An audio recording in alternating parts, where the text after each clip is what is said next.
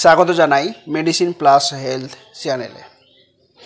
আজকে আমরা আলোচনা করব কিভাবে ওজন কমানো যায়। আপনাদের কাছে আমার রিকোয়েস্ট, ভিডিওটি প্রথম থেকে শেষ পর্যন্ত দেখুন।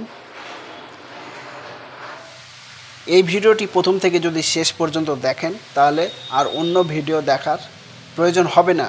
আপনি এই ভিডিওতেই অনেক তথ্য পেয়ে যাবেন। তো চলুন আজকের ভিডিও শুরু করা যাক।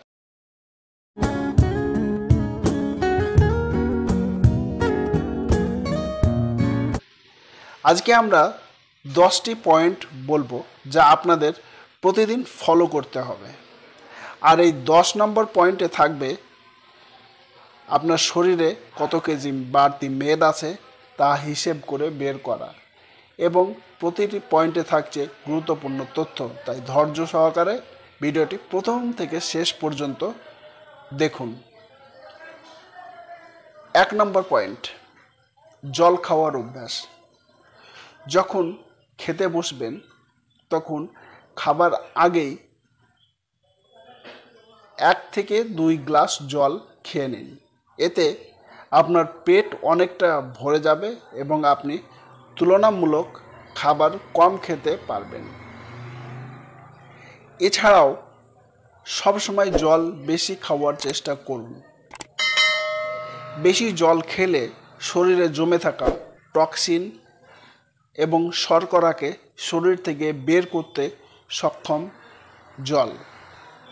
প্রস্রাবের সঙ্গে খারাপ পদার্থ শরীর থেকে বেরিয়ে যায় এবং মেদ ঝরাতেও সাহায্য করে এই জল।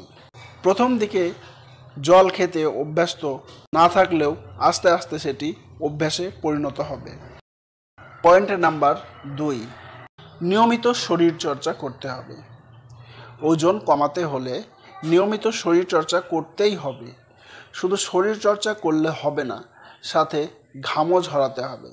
মানে এমন ব্যায়াম করতে হবে আপনাকে, যেন কাজকর্ম করতে হবে যাতে ঘাম শরীর থেকে ঝরে। সকালে উঠেই ব্যায়ামটা সেরে ফেলা ভালো, কারণ দিনের নানা কাজের ঝামেলায় আপনি এই শরীরচর্চা বা ব্যায়াম আপনি করতেই পারবেন না।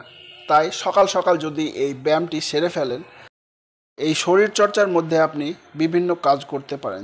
যেমন দ্রুত হাঁটতে পারেন, দৌড়ানো, উঠবস করা, ভারী জিনিস ওঠানো নামানো করা, দড়ি লাফানো, পুশ আপ করা ইত্যাদি। এছাড়াও অন্যান্য সময়ে আপনি সাইকেল চালাতে পারেন, সাঁতার কাটতে পারেন, মাটি কোপাতে পারেন। এইগুলো দিনের যে কোনো সময় করলেই হবে। তবে এই কাজ শেষের দিকে বললাম, এইগুলো নিয়ে ঘামটা একটু বেশি ঝরবে। পয়েন্ট নাম্বার 3, সকালে ওজন মাপুন।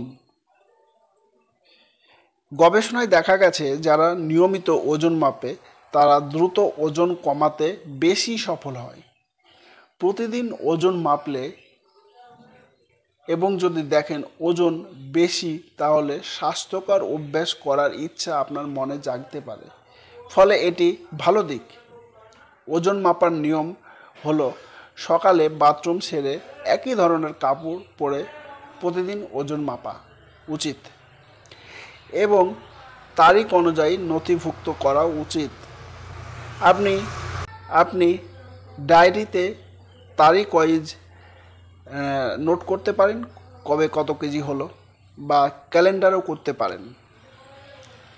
এতে বোঝা যাবে যে ওজন আপনার কমছে না বাড়ছে, এবং যদি না কমে সেক্ষেত্রে কেন কমছে না তা খুঁজে বের করা উচিত এবং সেইগুলো পরিবর্তন করা উচিত। প্রতিদিন ওজন মাপা যদি আপনার মনে ভয় বা আতঙ্কের হয়, তাহলে সপ্তাহে 1 দিন মাপা যেতে পারে।